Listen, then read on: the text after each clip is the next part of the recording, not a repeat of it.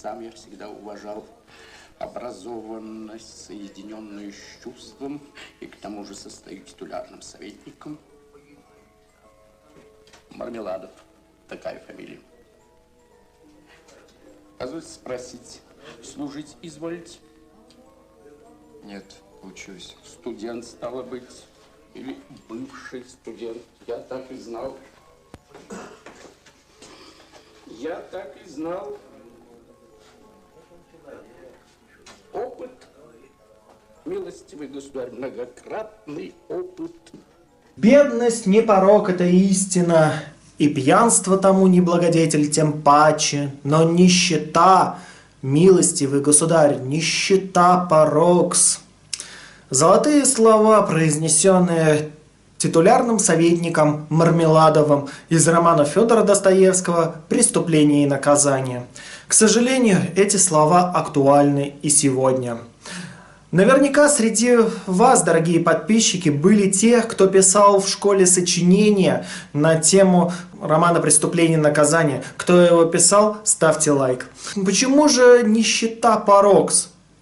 А все достаточно просто. Не нужно ходить вокруг да около, чтобы понять эту простую истину. Обязательно посетите в Москве Болотную площадь. В парке установлена скульптура, одна из самых скандальных из всех, которые были установлены в городе. Эта скульптурная композиция называется «Дети жертвы пороков взрослых». В центре данной композиции находятся фигуры детей, а вокруг них фигуры пороков их родителей.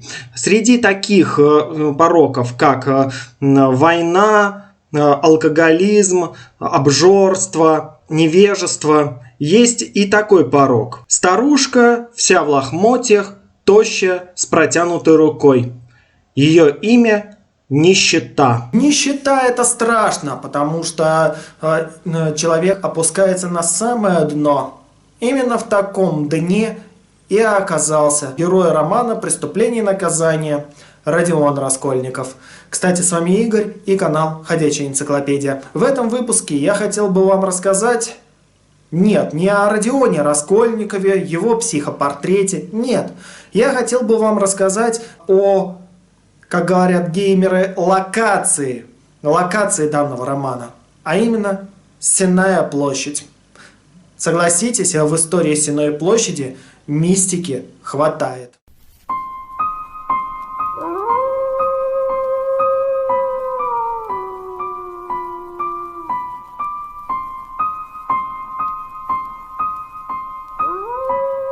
Прежде чем начать рассказывать о Сенной площади, следует отметить следующее. В начале 19 века, точнее в 30-е годы 19 века, появляется новый тип литературы, который образно называется социальной литературой. И главными героями являются не богатые и знаменитые, а неизвестные и бедные. В 1839 году на полках книжных магазинов Лондона выходит роман Чарльза Диккенса «Приключения Оливера Твиста», где главным героем является мальчик, которого также зовут Оливер Твист, обитатель Ист-Энда. Не путайте с Ист-Сайдом в Нью-Йорке, это два разных района. Этот роман произвел такой фурор среди лондонской публики, что впоследствии Чарльз Диккенс написал другой, не менее известный роман «Рождественская история» про скрягу-ростовщика Эбенезера Скруджа. Но это в другом выпуске. В 1862 году была подхвачена эта новая мода и в другой столице – в Париже. В 1862 году на полках книжных магазинов Парижа выходит роман Виктора Гюго «Отверженные», где главным героем является мальчик, которого звали Гаврош. Но главным героем он был с 3 по 5 главу данного романа. В свою очередь было и литературное отступление, которое так и называлось «Гаврош». Это был рассказ про отдельно взятого героя. Как известно, Гаврош погиб на баррикадах во время жестокого подавления правительственными войсками июньского восстания 1832 года в Париже. Сам Гаврош проживал в районе, который называется Пяти-Сальпетриер. Один из самых злачных районов Парижа. К сожалению, он остается таковым и сегодня. Он входит в состав 13-го округа. И в 1867 году уже в России, в Санкт-Петербурге, выходит роман Федора Михайловича Достоевского «Преступление и наказание», где главным героем является студент, вынужденный покинуть учебу из-за невозможности ее оплачивать, Родион Раскольников. Он живет в маленькой квартирке, которую сам Достоевский описывает не иначе как гроб. Живет он в районе Столярного переулка.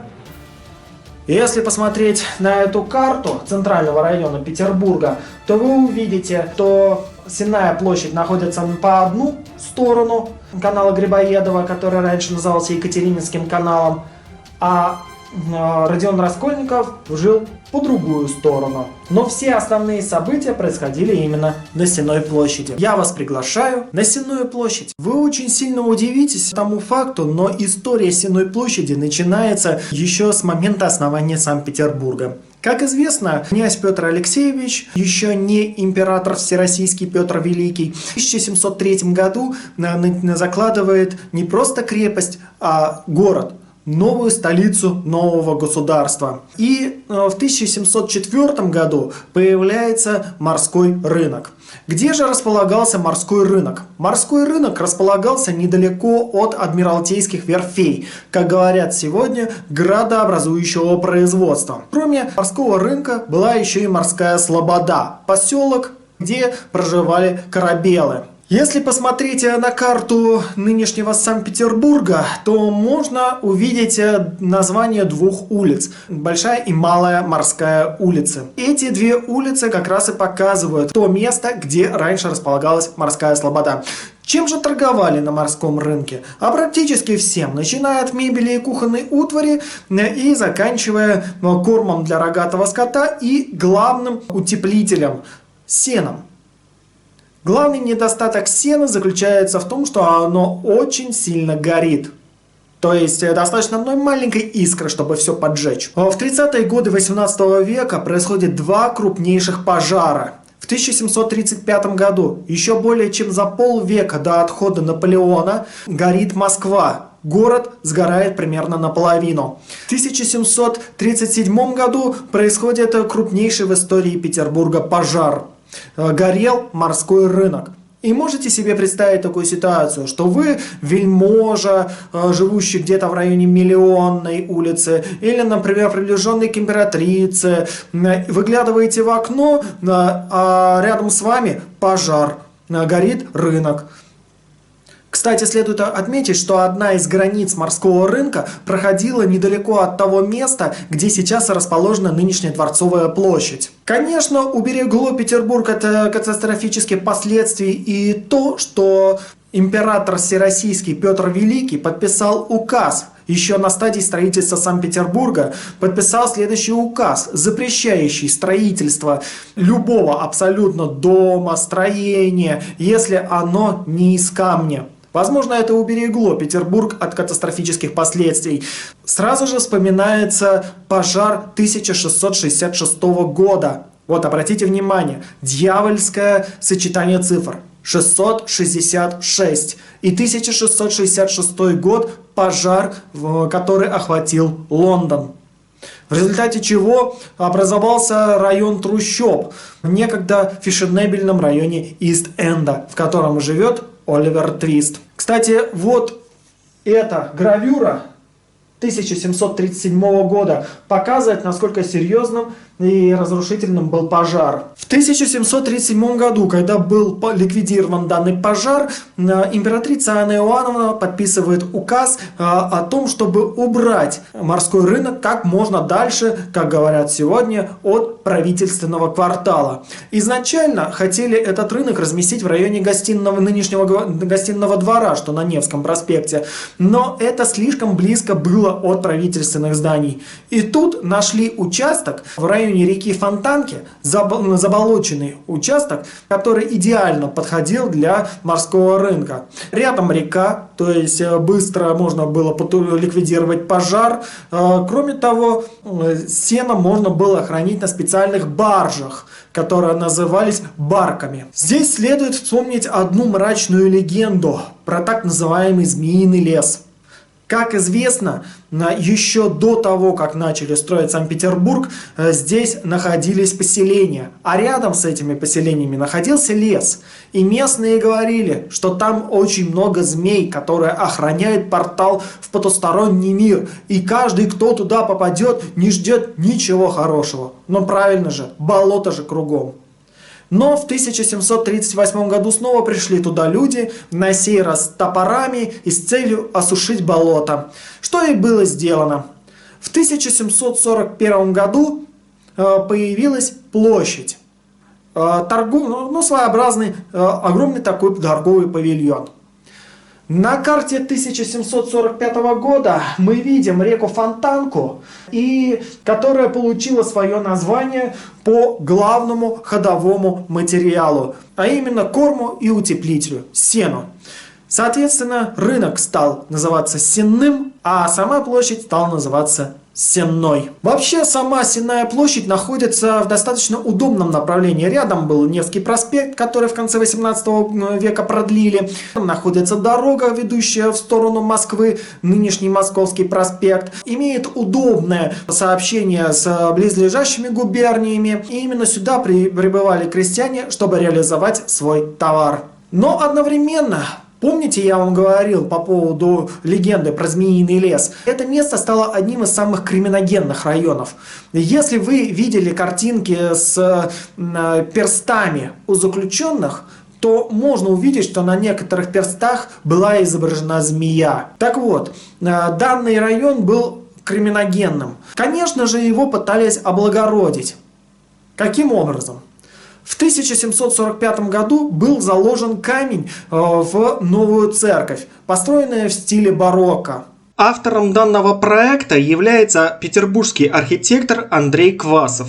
Некоторые специалисты в области архитектуры считают, что Квасов разработал проект в тесном сотрудничестве с другим не менее известным архитектором той поры, итальянцем Франческо Бартоломео Растрелли. Тот самый Растрелли, автор многих известных зданий Санкт-Петербурга. Например, Смольного собора рядом с одноименным дворцом, где находится резиденция петербургского губернатора. Большой Екатерининский дворец в Царском селе, Большой дворец в Петергофе и одна из самых известных визитных карточек Петербурга, третий по счету Зимний дворец. А сам собор был построен на деньги вот этого человека, одного из самых богатейших людей Петербурга. Звали его Сава, нет, не Морозов, Сава Яковлев.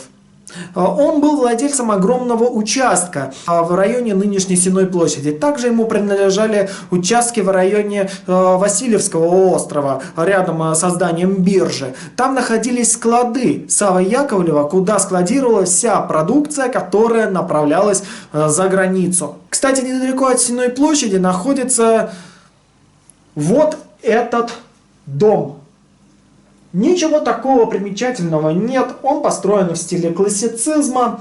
В этом доме как раз жил Сава Яковлев. К этому дому я вернусь чуть позже. Итак, Сава Яковлев финансировал строительство собора Пресвятой Богородицы на Сенной.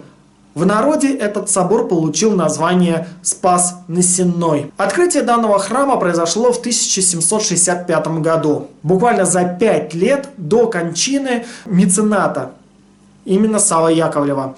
Вообще Сава Яковлев был одновременно и предприимчивым человеком, и с особой такой манией величия, что ли. Ну согласитесь, человек сам определял, когда бить в колокола. ходит легенда о том, что Савва Яковлев в зависимости от настроения разрешал либо запрещал бить в главный колокол данного собора. Якобы язык данного колокола крепился специальным образом цепями, запирался замком, а ключ от этого замка носил всегда с собой Савва Яковлев. Согласитесь, интересные причуды были у Саввы Яковлева. Но вернемся к дому, где жила семья Яковлевых.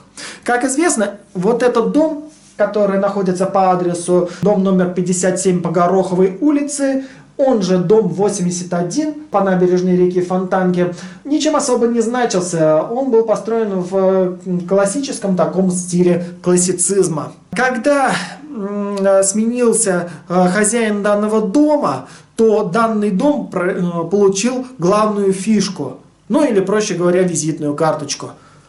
Вот она, та самая визитная карточка. Ротонда. Автор, архитектор Георг Винтергальтер. Винтергальтер создал данную ротонду уже для нового хозяина данного дома. И среди жителей Петербурга распространялся слух о том, что здесь происходили какие-то таинственные заседания петербургской ложи масонов. Да, ходили такие слухи. После революции 1917 года, после опубликования декрета о национализации имущества богатых петербуржцев, данный дом был определен как жилой дом и включен в жилой фонд Петербурга. Ну, тогда уже Петрограда, а затем и Ленинграда. Кстати, по поводу Ленинграда. В 60-е и 70-е годы, вот как раз в этой ротонде, происходили встречи неформальной молодежи. То есть приверженцев таких движений, как хиппи, панки. Это в 60-е и 70-е годы. В 70-е и 80-е годы 20 века здесь проходили неформальные концерты будущих легенд советского и российского рока. Считается, что именно в этой ротонде и выступал легендарный БГ Борис Гребенщиков, создатель рок-группы «Аквариум», не менее легендарный Константин Кинчев, создатель и солист группы «Алиса», ну и, конечно же, Виктор Цой, рок-музыкант, создатель группы «Кино». Сейчас попасть в эту ротонду представляет себя небольшой такой квест, можно так сказать. Этому поспособствовали сами жители данного дома. Дело в том, что еще в 90-е годы 20 века этот дом пользовался, точнее не сам дом, а ротонда, часть этого дома, пользовалась дурной славой. Потому что там проводились, ходит другая легенда о том, что там проводили свои обряды сатанисты. И якобы они открыли путь в преисподнюю, о чем говорили различные пиктограммы, дьявольские пиктограммы. Чтобы уберечь ротонду от вандалов, сейчас жители данного дома принудительно, можно сказать, просят оплатить добровольные пожертвования в сохранность данного дома. Но данную ротонду вы можете увидеть, заплатив где-то в районе 200-300 рублей. Но вернемся на Сенную площадь. Как известно, Сенная площадь пропитана этой дурной энергетикой именно из-за близости Змеиного леса. Это место стало крупным торговым, но одновременно и самым криминогенным. Еще в 1831 году на этом месте был подавлен холерный бунт. В 1831 году произошла пандемия холеры. В результате чего необразованная, малограмотная публика, которая жила в районе Сенной площади, считала, что всех, кто заболел холерой, увозили в госпиталь, оставляли там людей умирать, и все. И они выступили против действия властей. Но данное событие развивалось следующим образом. Доподлинно неизвестно, то ли сам бунт был подавлен частями петербургского военного гарнизона, то ли ходит другая легенда о том, что к протестующим вышел сам Николай I, заверив всех, что врачи делают все возможное, и якобы он на глазах у всех сделал прививку от холеры. Народ успокоился и сам разошелся. Конечно же, в полицейских отчетах потом писали, что петербуржцы разошлись благодаря настойчивым требованиям полиции. Далее наступает интересный момент. 1867 год. Как я говорил ранее, в 1867 году выходит роман Федора Михайловича Достоевского «Преступление и наказание». И фактически Сенная площадь становится культовым местом. Даже сейчас проводят экскурсии по там из романа «Преступление и наказание». Друзья, давайте представим на секунду, что было бы, если бы Родион Раскольников и старуха-процентщица оказались бы в наше время. Старуха бы потребовала у Родиона возвращения одолженных средств.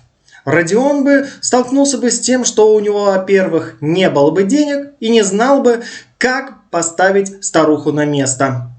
Ну и какими законами апеллировать. С этой ситуацией сталкиваются многие жители России. 80% населения России закредитовано. И это очень печально.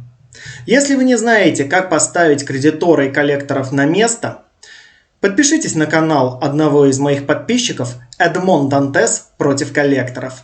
На его примере вы поймете, как правильно общаться с кредиторами и с коллекторами, какими законами апеллировать, в свою очередь.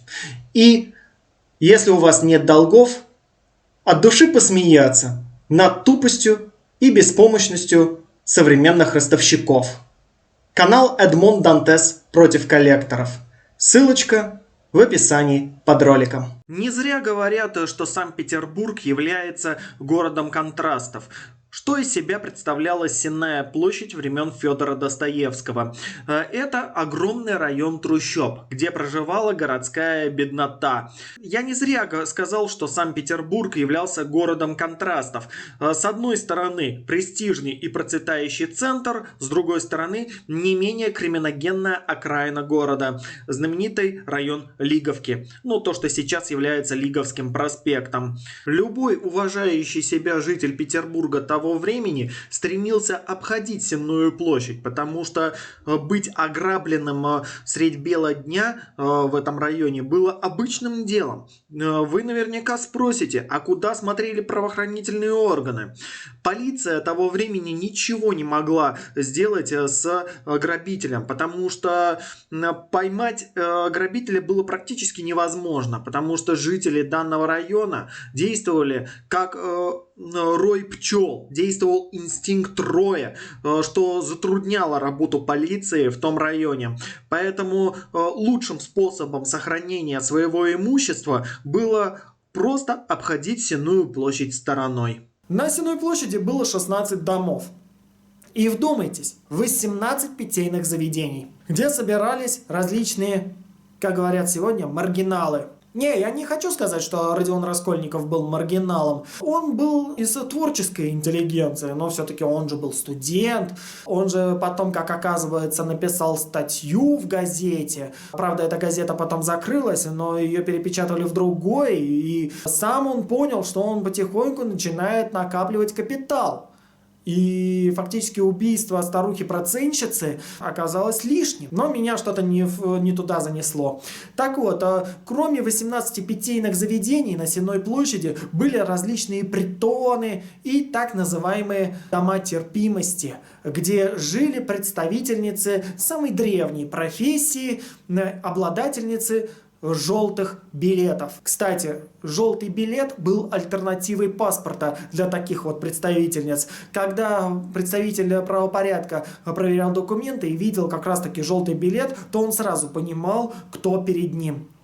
Такой обладательницей желтого билета была и дочь титулярного советника Мармеладова, Сонечка Мармеладова, одна из героинь того же «Преступления и наказания». Что касается самой площади, то площадь, как я уже говорил, стала культовым благодаря подобному роману. Но еще Сенная площадь была местом, где проводились публичные казни. Помните стихотворение Николая Некрасова? «Вчера вечером, часу в 6, я вышел на Сенную, там били женщину кнутом, крестьянку молодую». Подобные наказания приводились в отношении тех, кто совершал мелкое воровство, кто был обвинен в мошенничестве. Кстати, этот район также был популярен среди мошенников, среди грабителей, налетчиков. Но Но все-таки рано или поздно этому безобразию приходил конец. Что я подразумеваю под словом цивилизация? Повсеместная электрификация города и появление нового вида транспорта – трамвая. Мы вечно куда-то спешим и не обращаем внимания на детали. Поэтому прошу вас обратить внимание вот на этот монумент. Находится в центре Петербурга, недалеко от Зимнего дворца, рядом с Адмиралтейством. Это монумент первой линии петербургского трамвая. Так вот, вторая линия петербургского трамвая проходила как раз таки через Сенную площадь. Но все равно Сенная площадь не рассталась с ореолом криминогенного района. Даже после революции 1917 года Сенная площадь оставалась одним из самых криминогенных районов. Это произошло после начала новой экономической политики – НЭПа, в результате чего была разрешена торговля. А вместе с торговлей приходил и то, что сейчас называется рэкетом, и появлялись различные банды налетчиков, среди которых была банда легенды питерского криминала Леонид Пантелкин по кличке Ленька Пантелеев. Кстати, недалеко от Сенной площади как раз его и убили в 1923 году. И чтобы избавиться и от криминогенного характера данного района, и чтобы хоть как-то улучшить вторую столицу страны Советов, было принято решение избавиться от Сенного рынка. Еще будучи секретарем Ленинградского горкома ВКПБ, Сергей Миронович Киров принял решение о сносе Сенного рынка, который впоследствии был снесен в 1930 году. Отдельно стоит упомянуть блокаду Ленинграда. Во время блокады северная сторона Сенной площади очень сильно пострадала во время авианалетов и артобстрелов. Но сильнее от артобстрелов, потому что окна домов на северной стороне смотрели на юг, а на юге находились войска вермахта группы армий «Север», «Норд» под командованием генерал-фельдмаршала Вильгельма Риттера фон Лейба. Как известно, немцы не обстреливали высотные здания, шпили и купола в Ленинграде, потому что они служили отличными ориентирами для немецких артиллеристов. Вся мощь приходилась на предприятия и жилые дома. Неудивительно, что храм на Сенной уцелел. Как только закончилась Великая Отечественная война, начался этап восстановления разрушенных домов. Ну или строительство новых на месте полностью разрушенных. Восстанавливалась и Сенная площадь. В 1952 году данная площадь получила название Площадь Мира. Кстати, проспект Мира в Москве появится только через 5 лет. Но в 1961 году произошло событие, которое полностью изменило облик Сенной площади. Был взорван храм Спас на Сенной. Вот. Посмотрите, это фотография 1961 года, на котором изображен данный храм на фоне 21-х «Волк».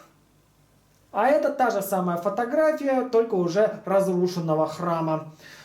На месте этого храма уже через 2 года, в 1963, появится вестибюль станции Площадь Мира. Не путайте со станцией Проспект Мира в Москве. Так вот, в 1963 году открывается станция метро Площадь Мира. И обратите внимание на конструкцию данного вестибюля. Она имеет бетонный козырек, который, как говорили сами архитекторы, был временным. Потому что планировалось построить здание автовокзала. Кстати, сама площадь выполняла очень значимую роль вплоть до 90-х годов.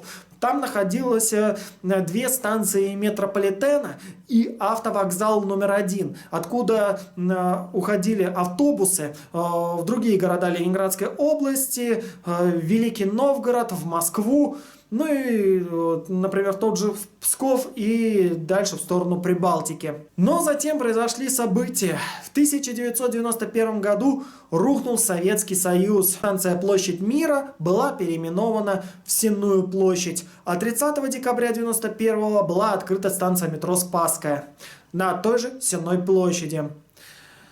И все вернулось на круги своя. На Сенной площади появился стихийный рынок. Такой же стихийный, как, например, московский Черкизон или московская Лужа. Так в простонародье называли рынок возле стадиона Лужники. Просто лужей. Этот рынок, с одной стороны, позволил вернуть облик Сенной площади как главной торговой площади Петербурга. Но вместе с ней, вместе с торговлей, пришел и криминал. И все вернулось на круги своя. Со стихийным рынком на Сенной площади боролись многие губернаторы. Но окончательная точка в стихийном рынке поставила Валентина Матвиенко, которая тогда занимала пост губернатора Санкт-Петербурга. В 2006 году было принято решение о сносе стихийного рынка и о начале реконструкции Сенной площади, чтобы можно было вернуть ей исторический облик. Что касается метрополитена, то я вам говорил, что в 1963 году была открыта станция Площадь Мира, которая была переименована в Сенную площадь. В 1999 году произошел инцидент с человеческими жертвами. Обрушение козырька, того самого козырька у павильона станции в вечерний час пик. Погибло 7 человек, пострадало 12. И тут старожилы вспомнили о дурной энергетике Сенной площади. И то, что павильон находится на том месте, где до 1961 года находился храм Спас на Сенной. Что касается самого храма, то ведутся ожесточенные споры о том, когда же начать восстановление данного храма. Рядом со станцией находится закладной камень в основу нового храма. Храма Спаса на Сенной.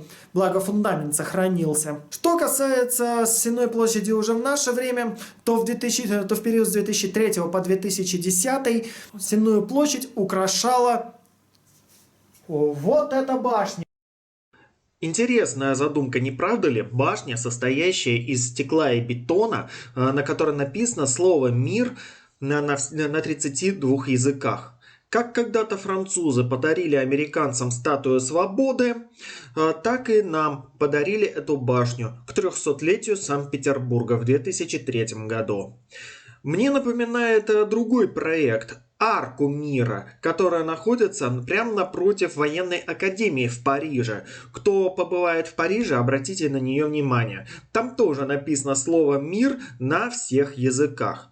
Только в отличие от арки мира, башня простояла недолго. На этом фото вы видите причину, почему башня мира простояла всего 7 лет. Сама башня стала покрываться трещинами.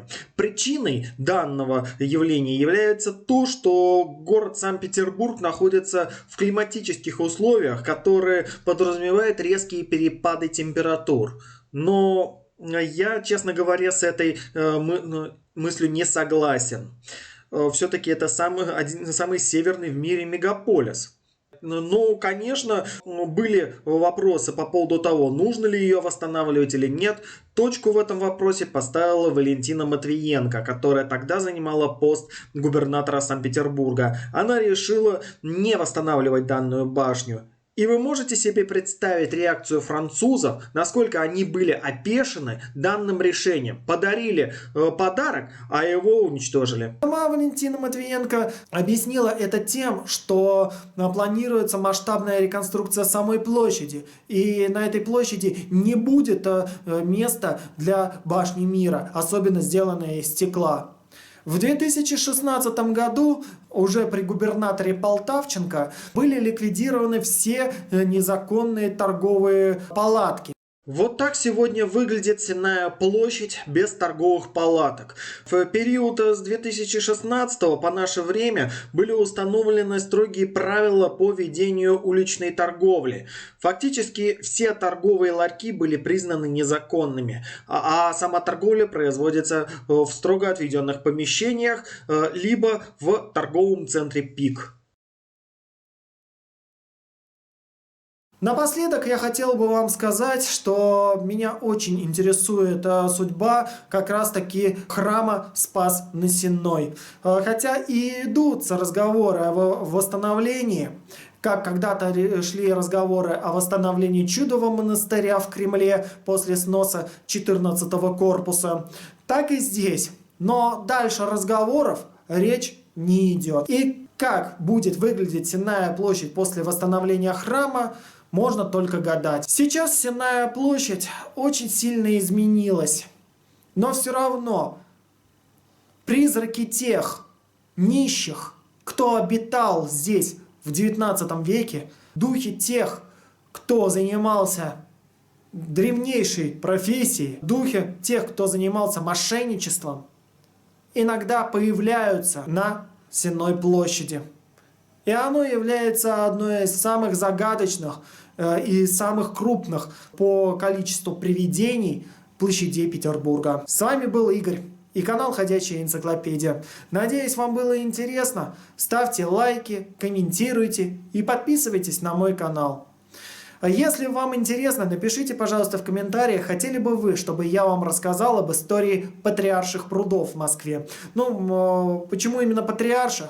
Все достаточно просто. Дело в том, что я ранее зачитывался романами «Преступление и наказание» Достоевского и «Мастер и Маргарита» Михаила Булгакова. Так что напишите, пожалуйста, в комментариях, как вам идея создать второй ролик на эту же тематику, но посвященный Патриаршим прудам. На этом все. До новых встреч. Скоро увидимся.